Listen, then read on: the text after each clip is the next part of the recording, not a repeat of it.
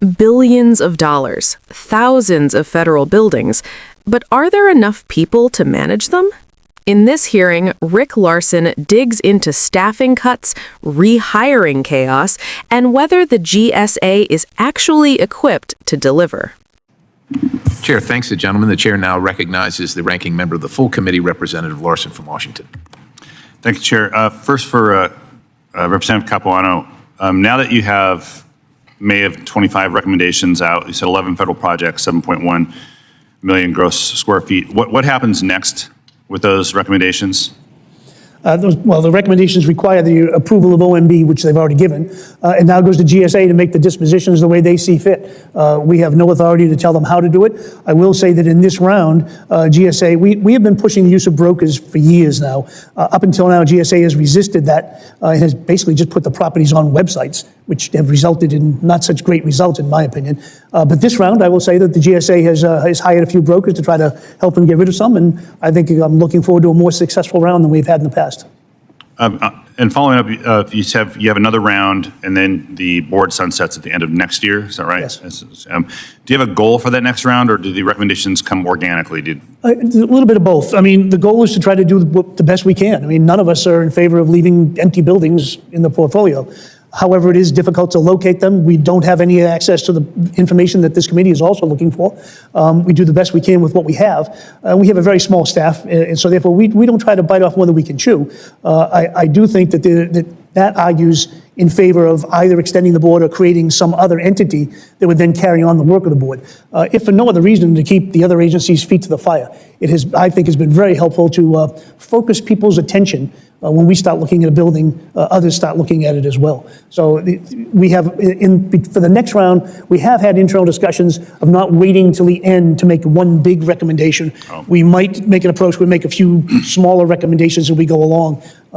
No reason to keep buildings in the portfolio that are ready to be disposed of. Yeah, great, thanks. Dr. Kraus, GAO added building condition back as a high-risk issue this year. What are the issues on your radar for the high-risk update?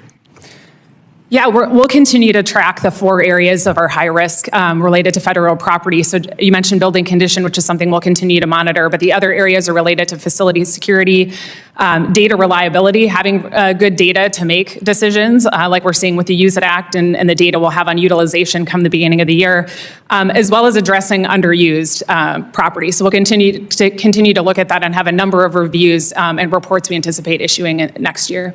Okay, great. Commissioner Heller, I mentioned at the beginning of my comments how many folks GSA Public Building Service employed at the beginning of the year. It's about 2,400 or so fewer. Is that the right number, or should it be higher or lower? I mean, are you able to get your work done? Because we have a lot through the Use It Act. We gave you work so that we could get to the right size, the footprint, and there's a separate question about what the right size of the federal government employee base should be. But do you have the people you need? Because you did as well hire back 392 people after cutting, not you personally, but I mean, we all know how that happened. So where are you in terms of people?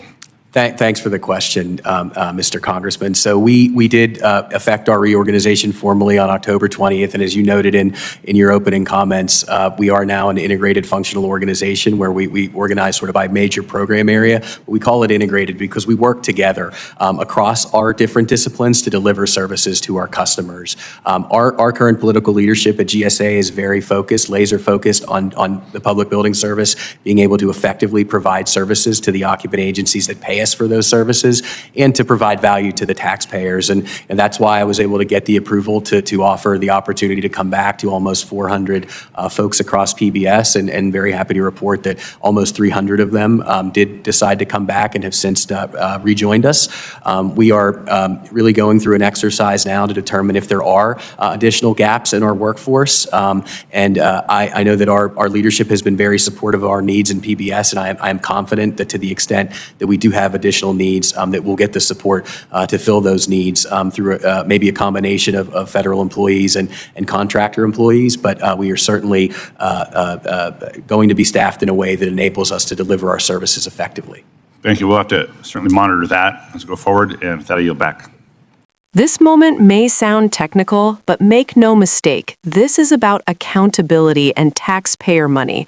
Congressman Rick Larsen isn't just asking about staffing numbers, he's asking whether the federal government is actually capable of managing billions of dollars in public buildings without wasting money or letting properties decay. The commissioner admits something important here. Thousands of positions were cut, hundreds had to be rehired, and even now, they're still assessing naps. That's Washington speak for we're not sure if we're fully staffed, but we hope we are, and that's the concern. Congress passed laws like the Use It Act to force federal agencies to stop sitting on empty, deteriorating buildings. But if the agency responsible doesn't have enough people, or the right people to do the work, those laws mean very little. What Larsen is pressing on is simple but powerful. You can't fix government waste with press releases. You need boots on the ground, engineers, inspectors, property managers, not constant reorganizations and staffing whiplash. The commissioner's response tries to project confidence, but the subtext is clear. Years of cuts, rehires, and restructuring have left real questions about capacity.